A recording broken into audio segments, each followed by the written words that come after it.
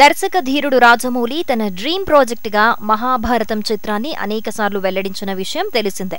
మహాభారతం చిత్రాన్ని 4 భాగాలుగా తెరకెక్కిస్తానని కూడా పలు సందర్భాలలో ఆయన చెప్పారు. అయితే ఈ భారీ ప్రాజెక్టు ఎప్పుడు ప్రారంభమవుతుందనే అంశం ఇప్పుడు చర్చనీయ అంశంగా మారింది. బాహుబలి 2తో 1850 కోట్లు, రీసెంట్గా RRRతో 1200 కోట్ల కలెక్షన్స్ ని కొల్లగొట్టాడు రాజమౌళి. ప్రస్తుతం మహేష్ బాబుతో కొత్త ప్రాజెక్ట్ ని ప్లాన్ చేస్తున్నాడు.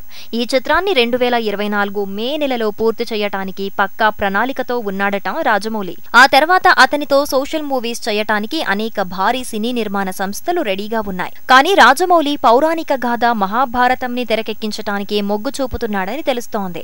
సుమారు 1000 కోట్లు నిర్మాణానికి వెచ్చించనున్నారట. టాలీవుడ్, కోలీవుడ్, బాలీవుడ్ లోని ప్రఖ్యాత నిర్మాణ సంస్థలు సంయుక్తంగా నిర్మించనున్నాయనే టాక్ వినిపిస్తోంది.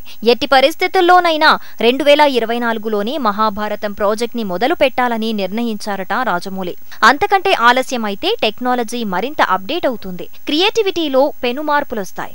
యంగ్ డైరెక్టర్స్, యంగ్ స్టార్స్ నుంచి పోటీ ఎదురవుతోంది. నిర్మాణ వ్యయం భారీగా పెరిగే పరిస్థితి ఉంది. ఇవన్నీ బాగా ఆలోచించిన మీదట 2024లోనే మహాభారతం ని స్టార్ట్ చేయాలనే జక్కన్న నిర్ణయంగా ఉందనే టాక్ వినిపిస్తోంది.